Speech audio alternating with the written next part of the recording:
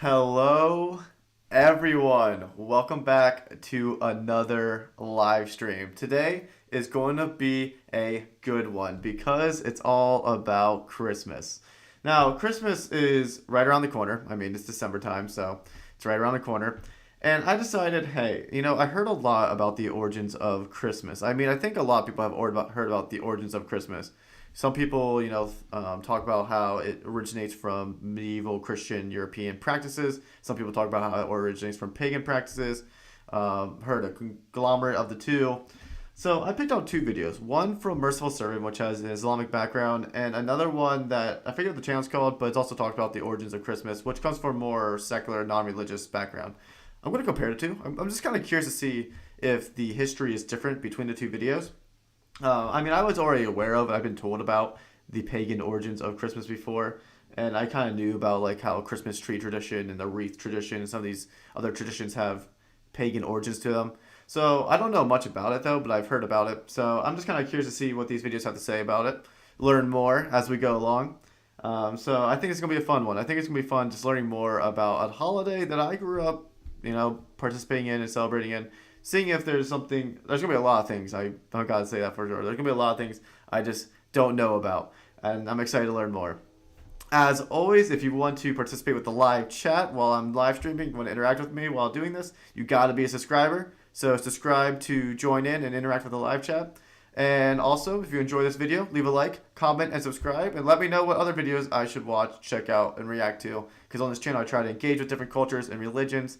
I try to entertain you guys with good content, and I hope you guys learn something at the end of the day. Be educated a little bit. So today we're going to learn more about Christmas, learn more about the tradition, and see how did Christmas really start? How did Christmas originate?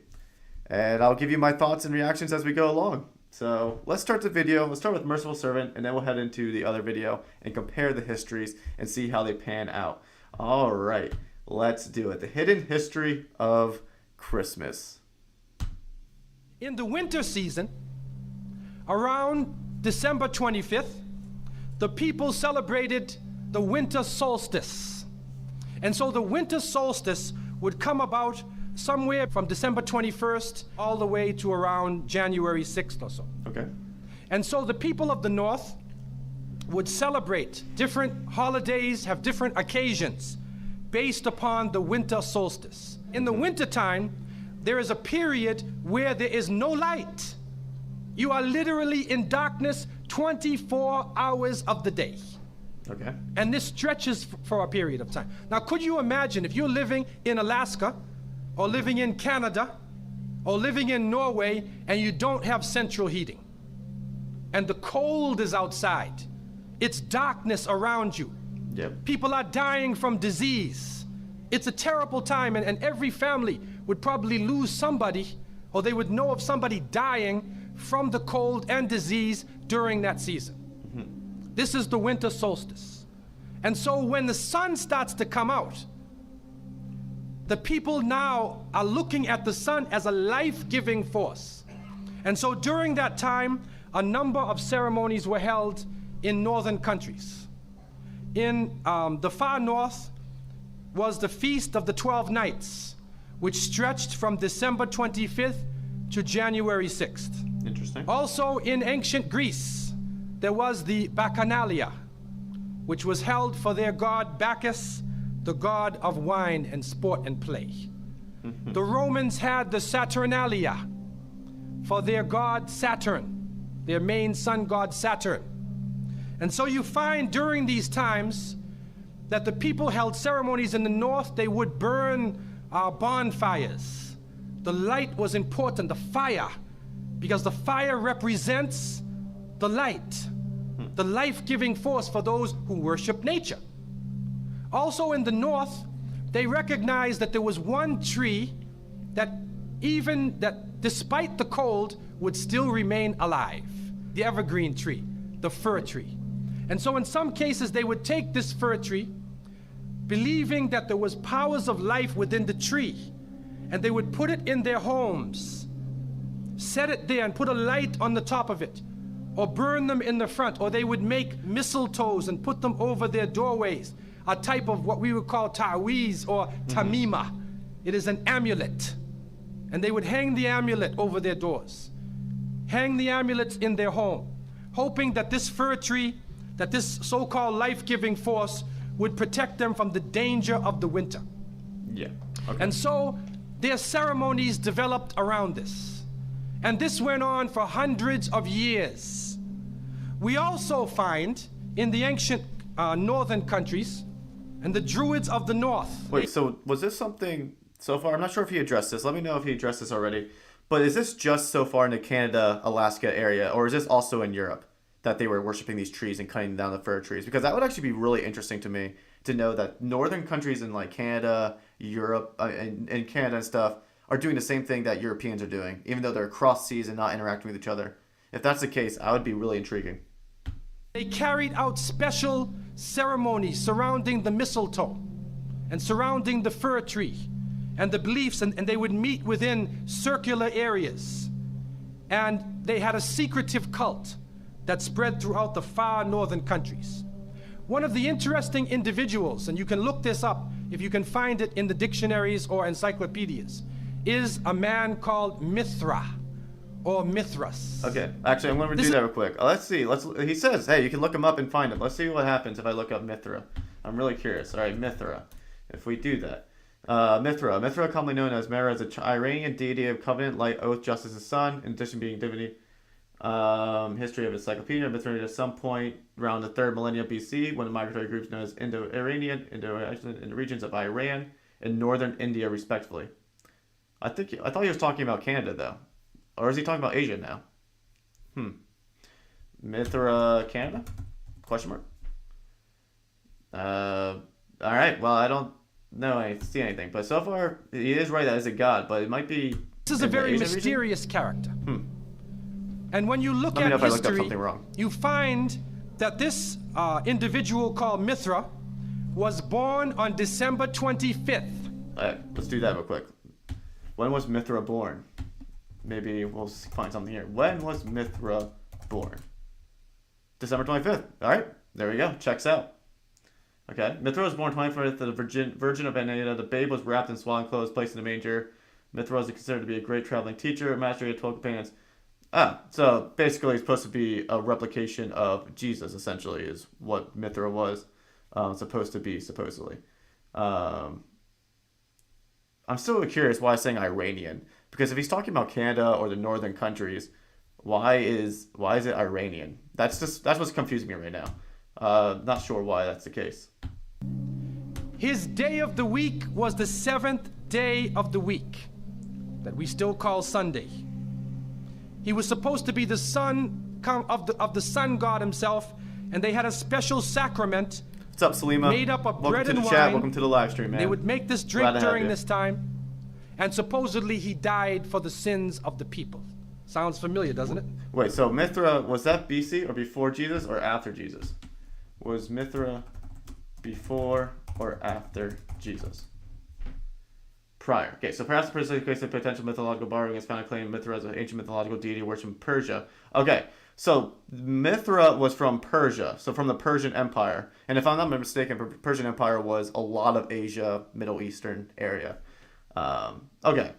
Now, granted, to be fair, there's been a lot of religion / other cults and stuff out there that claim to have gods or goddesses that died and rose again. It wasn't necessarily completely uncommon to other religions. But when you try to find Mithra or Mithras in the encyclopedias, they, through state intervention, erased the name. Why is this? That is because after the time of Jesus, Isa alayhi salam, when the message began to spread and they went north, and you'll see within historical writings that Barnabas, one of his disciples, met a man named Saul or Paul, who later called himself Paul. Paul said he saw Jesus on the Damascus road. And he went to the disciples, but the disciples turned against Paul. Only Barnabas stayed with him. But when Paul and Barnabas went into Greece, Barnabas left him. Now, what is the reason why they all left him? What are the concepts coming through Paul? Many people say, well, they left him because he was Saul before, and he used to torture the early followers of Isa alayhi salam. But also you can see, and if you look at present day Christianity, that most of the concepts of the Trinity, of the blood sacrifice, the original sin, and most of the concepts which relate to more than one God are coming through Paul. The preachers are quoting Paul sometime more than Jesus during their sermons. And so Barnabas left Paul.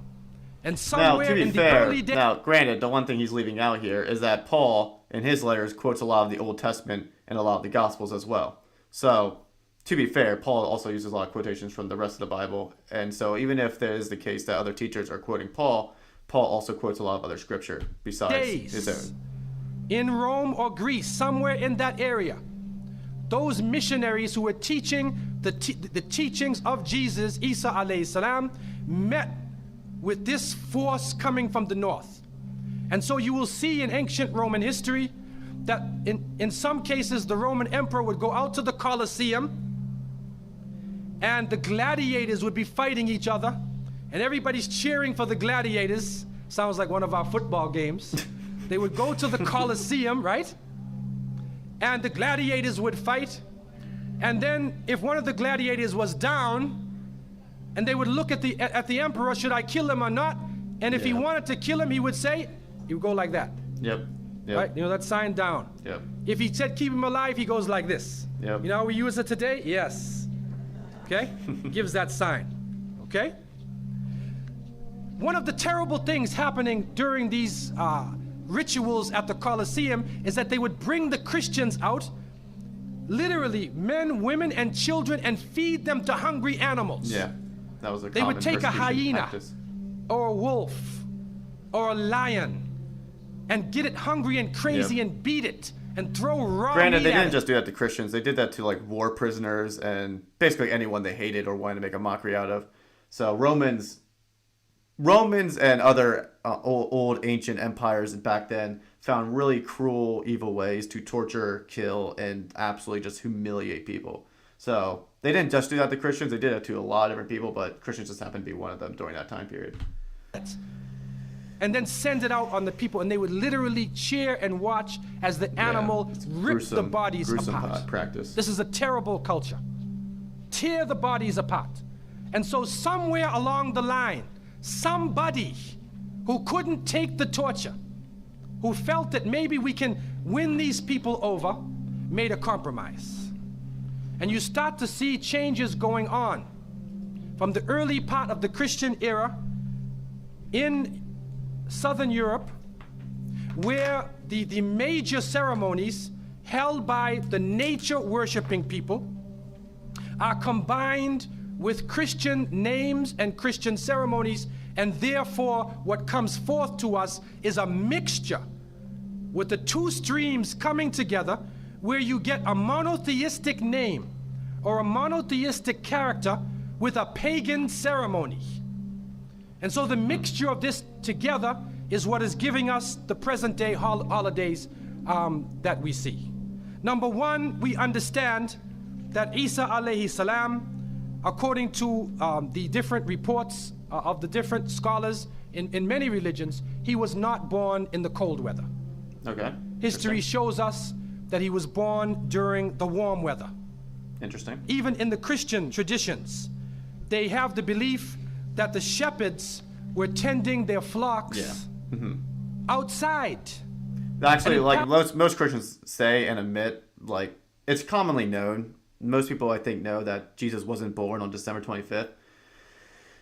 Most Christians say that's not actually the date he was born.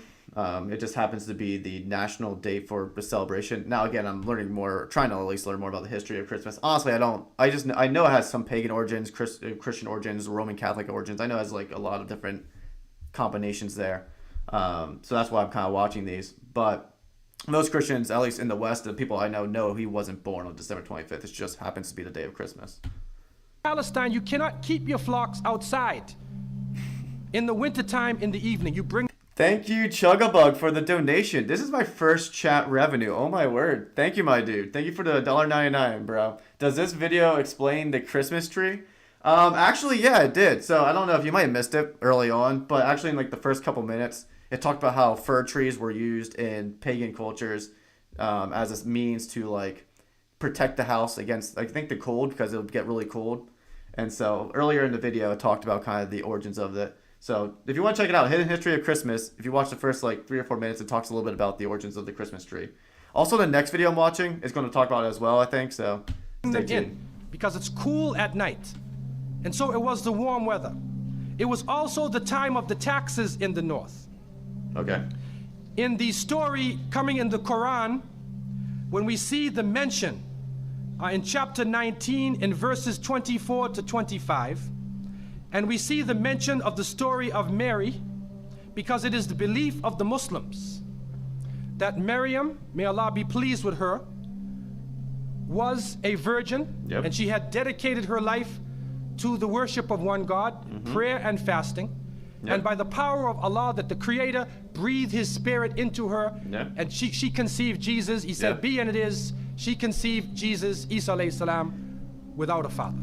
I just made a video actually about comparing who was Jesus between Muslims and Christians, and talked about this. Christians and Muslims pretty well agree, for the most part, that we agree that Mary was a virgin, conceived Jesus because God breathed into her, Holy Spirit conceived her, whatever you want to say. And then came Jesus from that process. Man, that is a belief of Islam. It is also a belief that when she felt the pain of the pregnancy, that the angel came to her and told her to go outside of the city. She went outside of the city to a remote area, and there she found a palm tree, and she found water. And it was speaking about rutub, janniya. It was speaking about a type of rutub, or a type of dates. And those who know, who have lived in the desert area, know that when the dates become ripe, when you start to see the color of the dates change, because dates are not brown, Dates are originally red and they're yellow, they're other colors, but they turn the brown. It's at the height of the heat that the dates become ripe. And so it's at that time that she gave birth to Isa alayhi salam. So from different points of view, different historical points of view and different religions, we understand that Isa alayhi salam was not born during the winter season. Yeah, that's, I think, he was born in the warm weather. So who was it that was born in the winter season? What is that? Who is that character now? Let us become detectives and try to find out the answer to this problem. Number one, you have to understand this concept of Saturn, the concept of Bacchus. When they are portrayed by the different artists who drew pictures of them, or the sculptures, they're usually portrayed as a heavy-set man with a white beard. Who's Bacchus? Is that supposed and to be when in the Sistine Chapel, Michelangelo drew his picture, you could see the long flowing beard, and there are actually pictures. Who's Bacchus? Let me look that up. I'm kind of curious now. Who is this guy he's talking about? Bacchus. Bacchus is a family that was notable family in ancient Carthage. Many members were fierce enemies of the Roman Republic. That is, I don't know. Maybe that's who you're talking about. I don't know. I'm just kind of curious who this Bacchus character is that he's referring to. I don't think you mentioned him earlier in the video. Of this man on a sled being drawn by snakes with wings. Snakes with wings. Snakes do not normally fly. But in this case, the snakes have wings, and the heavy-set man is on his sled being drawn by these flying animals. Sound familiar to you now, doesn't it? He's being drawn by the flying animals. He's performing miracles. He's coming out on December 25th, which is not the birthday of Isa alayhi salam, has nothing to do with Christianity. It is the time of the Bacchanalia. Bacchanalia. Let me look that up. Bacchanalia. Let's see what this brings up. Bacchanalia. Bacchanalia were unofficial, privately funded, popular Roman festivals of Bacchus based on various aesthetic elements of Greek descent. They were almost associated with Rome's native. Okay, so it was a pagan practice of the Roman culture. Okay, that makes a lot more sense now. Roman festival to celebrate one of their gods. Okay, so that's what he's talking about. Okay, cool. At least we're on the same page now. And the Saturnalia, and he is representing riotous fun. Drunken reverie. Sounds like the Romans. And so what happens on Christmas, the Christmas season, especially in America, people today are not even thinking about Isa alayhi salam. They're not even thinking about Jesus. They're looking how they can get drunk. Now, to be fair, all right, he mentions that about how a lot of people aren't thinking about Jesus on Christmas and just looking to get drunk. To be fair, a lot of the people in the West specifically, I've never been to the East, so forgive me. I can only reference to what I see in the West. A lot of people who are ravenously trying to get drunk and partying hard and, you know, really bashing it out on Christmas, they're not Christians. They're not religious people in general. They're normally secular, more atheistic, agnostic sort of people. All the people I know who celebrate Christmas from a religious standpoint, from a Christian standpoint, they're not doing that. So I just want to throw that out there. A lot of people who are celebrating Christmas like this are just merely celebrating it because they don't believe in religion, they don't believe in God. It's just an excuse for them to party. That's basically what it boils down to. Christmas, what is going on? In the Caribbean and many parts, if they offer you a Christmas Parkin pudding sounds like an anti-Santa. or Christmas pie or Christmas drink, watch out. Because it's probably laced with rum or wine. That's the spirit of the season. Now, this riotous occasion that was going on went so far that the Christian church banned it. And the Church of England, according to historical sources, I would really like to see these historical sources he keeps referencing to. The one problem with history, or at least the one difficulty with history, is that it's all about sifting through and finding the reliable historical documents, because there's a lot of historians out there from scholarly backgrounds who study history their whole lives who disagree on the details of what happened historically. Normally they can agree on the main tenets or the main core of time and how things transgressed, but they'll disagree quite differently on a lot of topics as far as details and events and people's names, because there's so many documents out there with different information that sometimes it's hard when history comes, like what's true and what's not. So I'm just really curious what historical sources he's always referencing to here. Actually banned it all the way to 1647. It was prohibited in England to celebrate Christmas. That wouldn't surprise me. Because they saw Christmas as being a pagan holiday. Yeah. This is an official position taken by the Christian church, the Church of England, who were known at that time as Puritans. Ah, interesting. What happened was an individual was superimposed. A name was superimposed. We hear about the name of St. Nicholas. Yeah. I'm curious what he's got to say about St. Nicholas. Now, St. Nicholas himself is actually coming from the ancient writings of Beowulf. And in these writings, which are done in the Scandinavian region, we find the name Nick or Nickel or Nicker. He was known as a demon. In the Beowulf writings. The demon of the north. He was known as the evil spirit of the north, the name of Odin, the evil principle. And so in Germany and in many of the northern countries, the people actually looked upon this so-called Saint Nick as being an evil force, and they would tell their children in the wintertime, don't go outside, because if you do, Nicholas will come along, Nickel will come along, he'll capture you, put you in his bag, and take you away. Interesting. And so they used it as a negative concept. In Isaiah, in what is left of the Bible, in chapter 4, in 14:13, the devil is known as the prince of darkness. Yeah. And it is an understanding that his throne, the seat of his power, is in the north. Somewhere in the north is the seat of power of this evil. And so the Germans also, when they depicted negative concept in Isaiah, in what is left of the Bible, in chapter 4, in 14:13. 14:13. I'm curious just what that verse says specifically. Isaiah 14. Let's just go Isaiah 14. Gateway Bible. It's on the NIV. That doesn't really matter what. Here we go. So you said in your heart, I will ascend to the heavens. I will raise my throne above the stars of God. I will sit enthroned on the mount of assembly, on the utmost heights of Mount Zaphon. Where's Mount Zaphon? Zaphon. Mount Zaphon is 4 times the Hebrew Bible. The word literally means north. Twice in the word is used to refer to the city of Gad in the east bank of the Jordan River. So within the northern Middle Eastern region is what he's referencing to. I don't have time to look through the whole context of this passage, because obviously context matters and you can't just pull one verse and says it means this. But I would be curious to study that a little bit further. The devil is known as the prince of darkness, and It is an understanding that his throne, the seat of his power, is in the north. Somewhere in the north is the seat of power of this evil.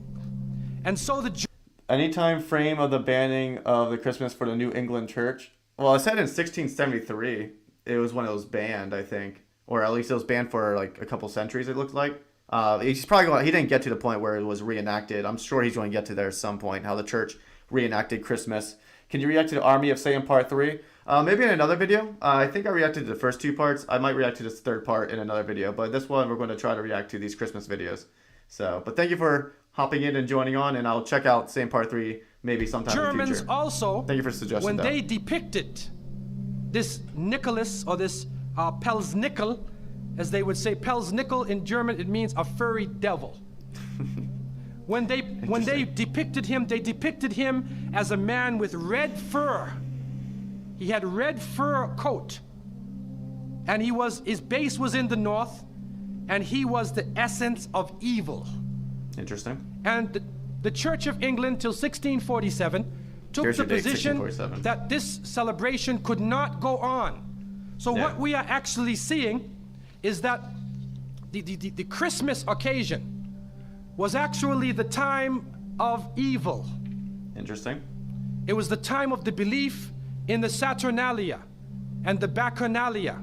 The gods of And Roman because Empire. of this, they shifted the occasion to New Year's Eve. They shifted all of their feelings and their merriment and their evil to New Year's Eve. Now, before we go to that, looking back at Christmas, what is happening now in Christmas season? I don't know what goes on in Miami, but in the northern cities, on Christmas occasion, they put lights around and Santa Claus parades. Do you have a Santa Claus parade here? They have Santa Claus parades, and St. Nicholas is outside, and he's in the streets, and everybody's talking about St. Nicholas, and the poor children are taught that St. Nicholas is going to come down your chimney. Most people don't have chimneys in Miami anyway, but a 350-pound man is going to come down your chimney and bring you presents and keep his clothes white and red, and go to all of the homes in the area and put presents in your stockings. And, now, he's going on about, this is true, like within the West, this is a common myth that is shared with children, that Santa Claus is this fat, jolly old man who will give you gifts, come down the chimney. That is very common within the West. I don't, obviously, if you're from like Indonesia or Middle East or something like that, that's probably foreign to you. But it is true within the West, this is a myth that's often shared with children. Granted, in the circles I come from, that's not the case. Most Christians that I know don't share that myth to their children. They tell their children straight up, Santa isn't real. This is all a lie. And they kind of explain that to the kids. So, but it is true that in a lot of secular circles, especially, and in other circles as well, but most of the circles I was participating in, it was only secular, they shared the myth of Santa with their children. I never understood the reason for it. I thought it was a dumb thing. I don't see the reason why you should lie to anyone about things like that, but it is what it is. and put... Check out the Iceland Santa Gryla. I don't know if anyone above the age of 12 that still believes that Santa is real. That is true. Like, no one, once you hit a certain age, no one believes it anymore, but it is something that's shared with children. What are you talking about, this whole Santa Claus in Gryla? What did you say it was? Iceland Santa Gryla? Is that what you're talking about? The chilling tale of Gryla, Iceland gruesome Christmas. Oh, that's weird. That is weird. The Icelandic Christmas folklore depicts mountain-dwelling characters and monsters who come down during Christmas stories. Yeah, there's a lot of weird, like, influences into Christmas. Like, there's tons of weird influences into Christmas. Presents under your tree and then fly back out into space. And the poor father who sweat and toiled all year to get you the presents gets no credit for the present given to the child. Honestly, that is the biggest disgrace St. Nicholas of all. comes down the chimney, gives you this present, flies off into the night. And many of us were raised thinking, believing in this. Some of us would sneak into the night and look and see our father putting the present under the tree. We knew what he was doing anyway. But you went along with it, and the people say, well, you know, it's Christmas. Don't you like to have fun? You want to stop the children from having fun? So this is foreign to me as well. But what kind of people are you? But what are you teaching the children? You are using the name of Jesus using the name of Isa alayhi salam, and you are using a figure who historically is the devil. The devil himself, wal-iyadu billah. They are using his figure, and he has now taken over the Christmas season. Christmas now to most people means materialism. You have to buy presents for your cousins and your... Interesting, because like growing up, again, from my Christian circles, we didn't focus on Santa. Like most of the Christians I'm friends with, most of the circles I'm friends with, they don't decorate their houses with Santa. They don't teach Santa to any of their children. Santa honestly isn't a part of any of our holidays. We kind of like completely exclude him. And honestly, I don't know anyone who thinks Santa is Jesus or correlates Santa with Jesus or any of that. I haven't met anyone who said, Santa is Jesus or correlates it to. And people who are in my religious Christian circles, they don't talk about Santa, celebrate Santa, or do anything with Santa. They pretty much exclude him completely from their houses. So this is somewhat foreign to me. This is definitely more secular. This is more of a secular. Santa's more of a secular thing in the West than it is a religious Christian thing. In my experience, at least. I'm sure if you went to different parts of the country, there might be different experiences. But in my experience, that's how it's always been. You got to buy about 34 presents. And you find that most American people are in debt for 6 months after Christmas. That is now, where is Jesus? You get drunk, you fight, you lose all your money, the stores raise their prices. Isa alayhi salam is described as a very humble person. Yeah. Most of the time he didn't wear shoes. Only 1 or 2 changes of clothing. Yep. A very simple person eating very simple food. Yep. Fasting most of the time. You see what is going on? There are 2 streams now. A stream of polytheism, a stream of monotheism, and now the polytheism, the materialism, is overtaking the monotheism and standing in the way and taking over our society. And some foolish Muslims coming along from outside of in their country say, well, I just want to be an American. I want a tree too. So I said, one of the brothers said he had a Christmas tree in his house. He came for. I said, brother, do you know what the tree stands for? He said, no. Okay, I'll get a palm tree with dates. I'll make it halal, a halal Christmas tree. But brother, you have to understand what it means. You have to understand what it means. Number one, the Prophet ﷺ, when he talked about a ruqya. So, interesting. I have a minute left in this video. I'll conclude it here soon. But a couple things I want to know. One, this is interesting to me because growing up, for me, Christmas was not about materialism. Sure, we gave each other gifts and we got together as a family. But really, at the end of the day, it was about being with family, enjoying company, enjoying good food. Granted, I didn't grow up rich, I never grew up with a lot of money, and I to this day don't have a lot of money. So like, it was always more about just the coming together as a family and coming together and being one, and then celebrating the season and stuff like that. It wasn't. We never got drunk. There was never alcohol at anything I ever did for Christmas. It wasn't about getting rowdy and partying hard. Santa was completely absent in my Christmas picture, my purview. So this is actually like very foreign to me, and this whole idea that this is what Christmas is all about, this is what Christmas is for, this is what Christmas means to Christians, it's just not true in my experience and where I'm from. So this is really foreign to me. I just think it's interesting that this is the perception he has. I think he's from Miami. I think if someone asked where's the speaker from, sounds like he's from Miami. I honestly don't know though, but this is just absent from my experience as a Christian, which I just think is interesting. Now the second point that I'm going to make, as far as the Christmas tree thing goes, I will say I already kind of knew that Christmas in of itself has interesting, mixture of origins with like its religious Catholic and Church of England origins along with its pagan origins. I already kind of knew about there was a blending of the two. That's how holidays and seasons and festivals typically have weird histories to them. To me, things like that don't mean much because the origin doesn't matter as much to me as its current practice. So now, you could say, if you believe, for instance, that putting a tree in your house still carries with it demonic influence or evil influence, I can see why you wouldn't want to do that. To me, if I see someone putting a tree in their house and they're not using it for demonic worship or worshiping spirits, to them it's just a nice decoration and it's cool to have in the house. I don't think that's going to cause any issues because I don't believe there's any spirits in that tree. I don't believe that tree has any spirits in it. 1. 2, I don't believe there's like a demon that's hiding in that tree that's going to possess the household and deceive them. 3, the people aren't worshiping the tree. They're not worshiping any spirits. They're not worshiping anything. To them, it's just a decoration. the history of how it got started or the reason why people originally put trees in their houses means very little to me in regard to how it's currently being used. Not everyone sees it that way, but that's kind of how I see it, because I don't generally associate current practice always with the history of how something came to be as equal, as completely equal. Now, granted, if someone put the tree in their house and they started worshiping it, or thought it had spirits in it, or there was some mythical reason why they had it there, then I would say that's a problem. Like, that's completely idolatrous, and that's a problem. But if it's just a decoration, the origins of how it might got started seem kind of irrelevant to me. But let me know. Maybe I'm wrong. Maybe I'm seeing it the wrong way. The speaker is Abdullah Hakim. Oh, okay, cool. Thank you. Thank you for informing us. Tamaim, what Tiwala, he said all of these things are shirk. That if you hang amulets thinking that this ta'weez or this amulet is going to protect you from something, then you are actually giving power to the creation of Allah and taking it away from the Creator. Yeah, I agree. If I you agree with think that that by statement. making some spells, going to a magician, and asking them to put a spell on someone, you want to get married. Yeah. So you go to the Sahir and say, put a spell on Ali, I want to marry him. Yeah, Put a spell on I agree with Zainab. that statement. What kind of marriage are you going to have if you go to the magician?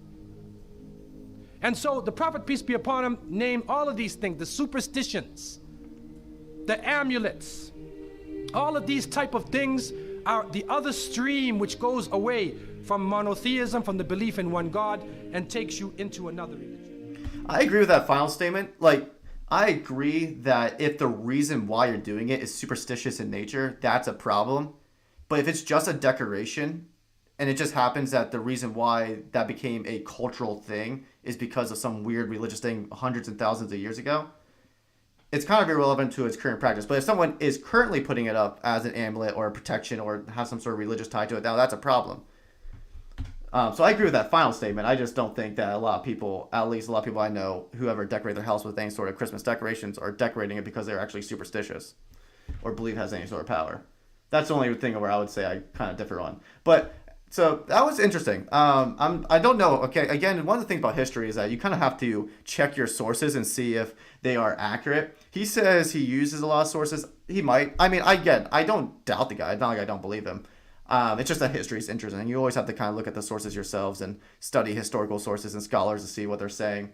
I haven't studied the history of Christmas that much, so I'm just going to take his word for it.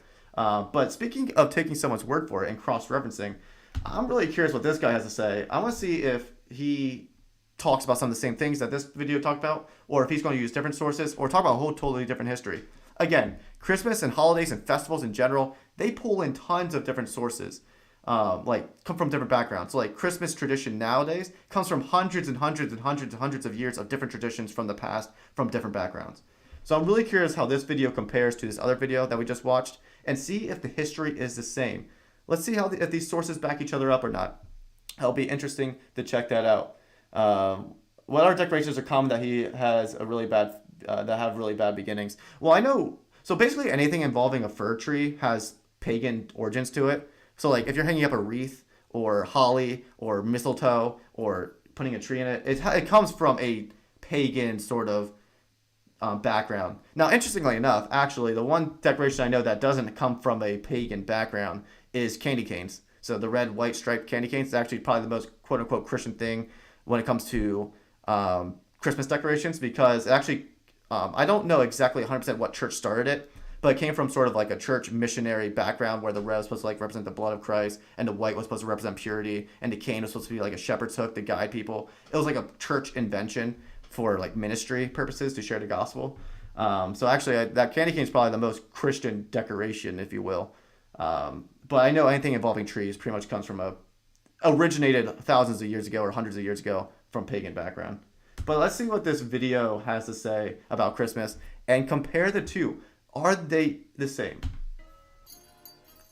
Christmas. Today is the 24th of December, Christmas Eve. No, it's not. Well, it is on the day I'm uploading this video. It might not be when you're watching it, which means you're in the future. Ooh, Let me know in the cool. comments what happens. And on the 25th of December, the world will be celebrating Christmas. Christmas is celebrated all around the world, even including those countries whose populations are mostly non-Christian. In some of these areas, interesting. foreign cultural influences have led the locals to also celebrate the holiday. Japan is a good example of that, where Christmas That is doesn't surprise popular me. even though though there's only a very small number of Catholics, but many people have adopted the secular aspects of Christmas, such as gift giving, decorations, the Christmas tree, and an opportunity to gather among friends or family. We can see it on this map. Countries in gray have a public holiday for Christmas. Light brown ones have no holiday but observe I gotta the pause day. here. So Christmas is not a public holiday. There's the dark one, and the light one is not a public holiday but given observance. So let's see here. So some of North Africa, it looks like this part of North Africa, Christmas is not celebrated pretty much whatsoever at all. Maybe a little observance there. Middle East, it's like not at all, which doesn't surprise me again because Middle East is mostly Muslim, and so the fact that Christmas isn't celebrated or at least isn't given much attention isn't shocking. And China, it looks like all of China, they observe it, but they don't like it. They observe it, but not like anything too extreme. And then down here again, this doesn't surprise me. This whole area doesn't surprise me because of its Muslim influence and Islamic influence.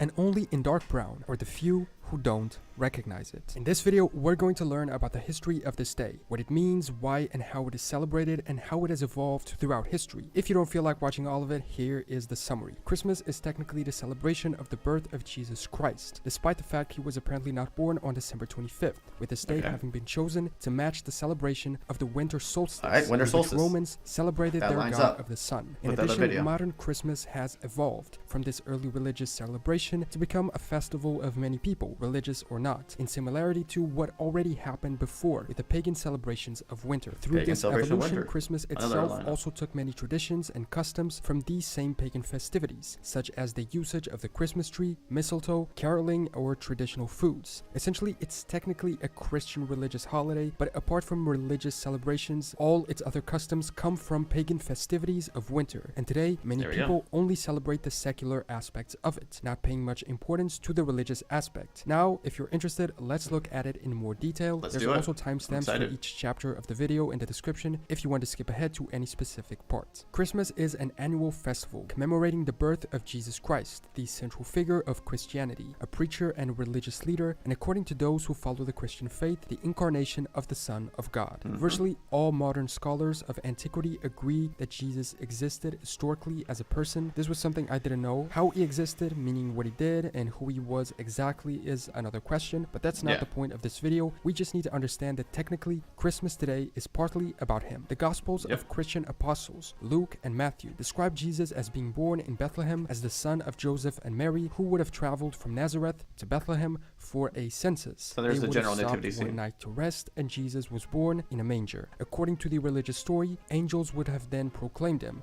as savior for all people, and shepherds came to adore him, some following a star in the sky. However, this date of birth is highly questioned, as apparently the nativity scene described in Christian religious texts do not specify the precise day. Some say the reason why December 25th was chosen was simply because it was the day when Romans celebrated the winter solstice. Yeah, In fact, that was the mentioned in the first other video. registered Christmas celebration was in Rome on December 25th of the year 336. But in the year Wait, 200, so what did he winter say there? solstice. In fact, the first registered Christmas celebration was in Rome on December 25th of the year Interesting. 336. So 336 AD But was the in first the year Christmas. 200, Clement of Alexandria, an antiquity scholar, wrote, "There are those who have determined not only the year of our Lord's birth, but also the day. And they say it took place on the 25th day of the Egyptian month of Pagan. This would be equivalent to May 20th. So why was interesting. December 25th chosen? The solstice match hypothesis seems the most likely. In fact, the Bible apparently has several passages linking the idea of Jesus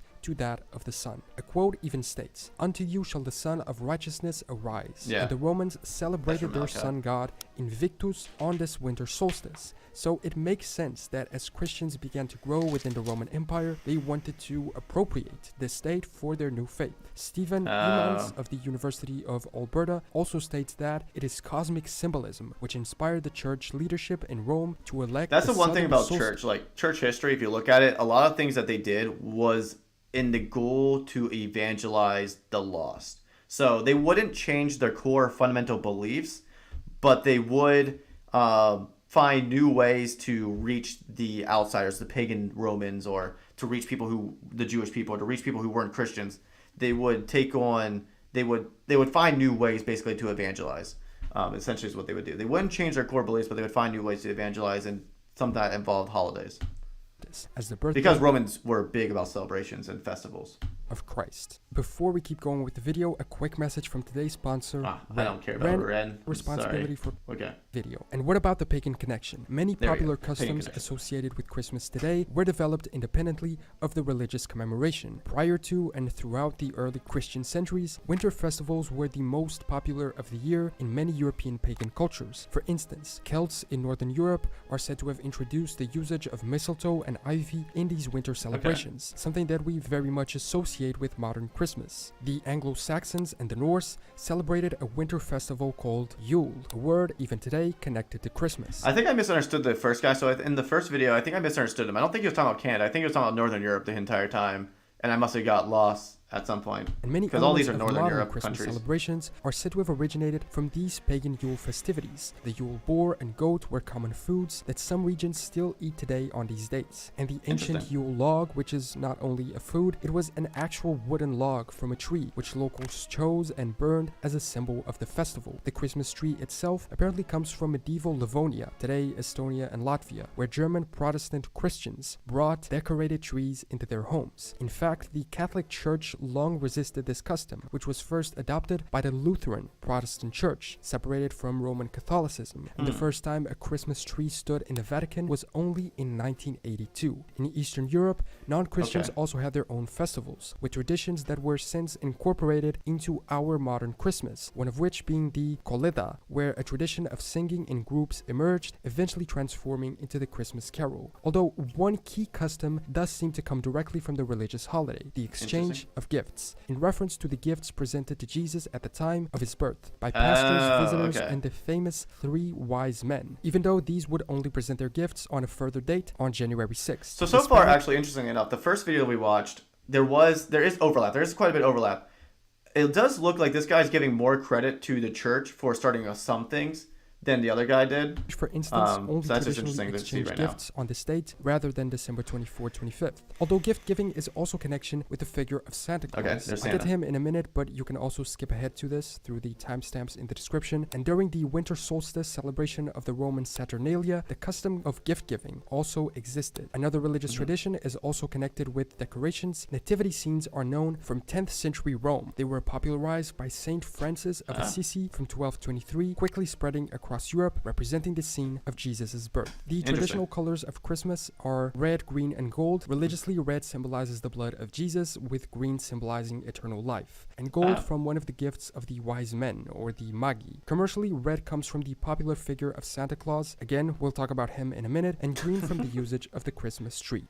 Perhaps the biggest custom of all, along the Christmas tree, the figure almost everyone... This is the one I'm looking forward to because the whole last video, not the whole of it, a lot of it was spent around Santa Claus and how he spawns from pagan practice. I'm curious to see what he has to say about Santa Claus. I'm associates interested. with Christmas, Santa Claus. The legend of Santa Claus can be traced back a long time, hundreds of years, to a monk named Saint Nicholas. It is believed he lived in the year 280 in what is now Turkey, being a man admired for his piety and kindness. It is said he gave away all his inherited wealth and traveled around helping those in need. By the Renaissance, Saint Nicholas was one of the most popular saints in Europe, and this perhaps contributed to his association with the celebration of Christmas, given that there was a custom to celebrate his feast day on the anniversary of his death, also in the month of December. Saint Nicholas made his first inroads into American Already, culture. see, that was the thing that I think the first video, the Merciful Servant video, mentioned basically nothing about Saint Nicholas. It mentioned about Santa Claus and the pagan myth about the serpents pulling a sleigh, but it didn't mention anything about Saint Nicholas, and I was really kind of confused about that, but I figured I'd hear about it in this video. So far, this video is giving more credit to Saint Nicholas and how he started Santa Claus, but while the other guy was giving it more to the origins of paganism. You'd obviously have to dig for yourself, look into the historical record yourself to see which one's more true. But I just think that's interesting so far. Oh, fun fact, by the way, Saint Nicholas is like the most popular minor saint.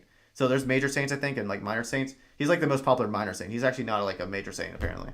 Towards the end of the 18th century. In December of 1773, a New York newspaper reported that groups of Dutch families had gathered to honor the anniversary of his death. The name Santa Claus evolved from the saint's Dutch nickname, Sinterklaas, a shortened form of Saint Nicholas. He then eventually became the patron saint of New York. Due to the common celebration in December, the fact he was a saint connected with the giving of gifts to those in need, and also being the patron saint of children, Saint Nicholas eventually became connected connected with the celebration of Christmas itself. In 1841, thousands of children visited a Philadelphia shop to see a life-size Santa Claus model, and soon after, many others followed the example, with Santa's figure then making its way into movies, songs, and becoming a cultural icon in connection to Christmas. Its depiction in red robes was not immediate. He was usually depicted in white, green, or blue, and the red only came later on with Coca-Cola's usage of him in an advertisement campaign, dressing him with the brand's red color. The reason why we associate the North Pole as being... That's interesting. He's giving a lot more credit to St. Nicholas in the Catholic Church for the origins of Santa Claus than the other video. Again, you would have to check for yourself which one's more accurate. I just think that's interesting because I was really confused why he didn't pull out St. Nicholas. But I didn't know about Coca-Cola here. Coca-Cola did start the commercialization of Santa Claus. Like, they are the reason why Santa Claus is the way it is today. His home is mostly due to Thomas Nast, an American cartoonist who created many Christmas drawings for Harper's Weekly magazine. In the year of 1863, the presence of reindeer in the region then also led to their association with the figure of Santa Claus. Due to America's cultural dominance, this tradition of associating Santa with Christmas then expanded onto Christmas celebrations worldwide. But there are also other figures associated with Christmas and gift-giving in other countries. In Germany and Switzerland, an angel-like figure, Christkind or Kris Kringle, is believed to deliver gifts to children. In Scandinavia, an elf named Jultomten was thought to deliver gifts in a sleigh drawn by goats, while in Finland, Joulupukki was originally a somewhat evil figure in Finnish folklore, with his name translating as Yule Goat, depicted in this scary manner. They have eventually changed it into a more regular Santa. And in Italy, there is a story of a woman called La Befana, a witch who rides a broomstick down the chimneys to deliver toys. The celebration of Christmas has been something of an on and off tradition, at least throughout Europe.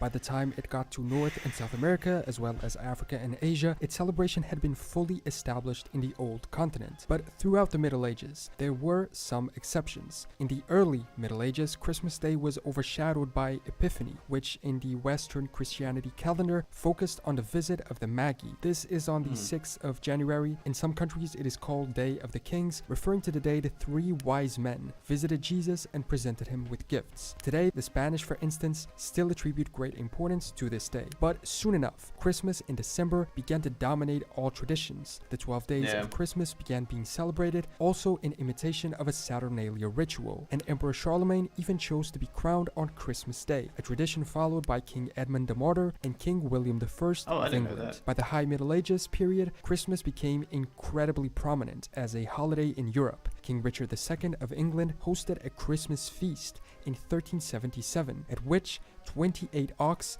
and 300 sheep were eaten. Interestingly, at these times, Christmas gift-giving was usually between people with legal relationships, such as tenants and landlords, not only family. The great celebration put on by kings to celebrate the religious holiday perhaps influenced common people to do the same more and more. It seems as a practice, gifts were still only exchanged on the 6th of January, after the December 25th feast. It was during the Reformation in 16th-17th century Europe that many Protestants changed the tradition to exchange gifts on the 24th or 25th and created other made-up figures that would deliver them. Some periods of banning Christmas followed, with more Puritan tendencies in the church, but these were very brief and soon a return to normal. A lot of the things that, not all the things, but there was a lot of things that the Protestants did simply because the Catholics were doing them. So for instance, like, the Protestants chose to not celebrate Christmas on that day, or they would choose to do certain things just to not be like the Catholics. It is kind of interesting, the politics of it all sometimes. Took place. In the UK, Christmas Day became a bank holiday in 1834, and also at this time, they introduced the custom of using a Christmas tree by the hands of German-born Queen Charlotte, and it soon became a tradition, as we can see in this illustration of the royal family from 1848. Earlier, we mentioned other countries' alternatives to Santa, but what about other alternatives to Christmas? Just like the pagans celebrated the winter solstice before Christmas, the period of winter and end of year has always been a time of celebration for people around the world, regardless of their religion and belief in Christmas itself. And while today non-religious people celebrate Christmas in its non-religious aspects, I would dare say the majority of people do this, others do follow religious traditions, but not Christmas. The Jewish celebrate Hanukkah, their festival of lights, lasting for 8 days and beginning on November 28th all the way to December 6th, at least this year, because dates vary depending on the Hebrew calendar. In 2019, for instance, it was December 22nd to December 30th. Muslims celebrate Eid al-Fitr, I'm sorry if I'm mispronouncing this, to mark the end of the period of Ramadan. This does not necessarily take place during December unless it happens to according to their calendar. For instance, in the year 2000, it was at the end of December, but this year it was on May 12th. Although, curiously, Muslims recognize Jesus Christ as a prophet of God. They simply do not celebrate his birth. But again, keep in mind these are sort of official guidelines of each religion or country. Any Jewish or Muslim person might obviously choose to celebrate the secular cultural part of Christmas, as I'm sure many do. All we need to do is take a look at the map we showed in the beginning, which demonstrates how few countries actually don't celebrate Christmas. In Hinduism, the 25th of December is also considered to be the birthday of the Hindu god Krishna. Kwanzaa is a cultural festival during which the African American people celebrate their heritage. It begins on the 26th of December and lasts for 7 days. So, that is a brief history of Christmas, what it is, how its celebration first emerged, what the details of it initially were, and why this specific date was chosen. Where many of the modern Christmas customs come from, their connection with pagan festivities and winter celebrations across ancient and medieval Europe, and how it has evolved throughout time, as well as the history of Santa Claus and how an ancient saint from what is now Turkey became associated with... Just summarizing everything. All right. Well, that was interesting. So there was a lot of overlap. Like, he did say that the pagan origins helped a lot to do with how Santa came to be, and the pagan origins had a lot to do with it. But he also talked a lot about, he gave a lot more credit to the Catholic Church for some of the traditions like Santa Claus and also with gift giving and stuff like that. So you would have to check for yourself. There was a lot of overlap, but they did differ quite a bit. As far as Santa Claus came, they differed a lot. And as far as some of the traditions came, they gave a little bit more credit to the church in this last video. You can check for yourself, see which one's more accurate historically. Let's see what's going on in chat here. What other decorations? Brother LT react to Surah Al-Mulk by Sheikh Muslim Al-Hamidi. Not tonight, man. I have a few other things I need to get done tonight. I was just hopping on to watch these 2 videos, but I'll note it down. I'll check it out maybe sometime in the future here. I always kind of take screenshots, or typically if I see people are suggesting videos, I'll check them out later. So I'll keep that on note. Check it out, and maybe I'll do a live stream on down the future. But tonight, I got to call it quits because I got a few other things I got to get done before I have to go to bed. So thank you everyone for hopping on. Thank you everyone for joining me. And if you enjoyed this live stream, as always, leave a like, comment, and subscribe to join the Light the World community and to continue to learn more about cultures and religions from around the world. Engage, entertain, educate.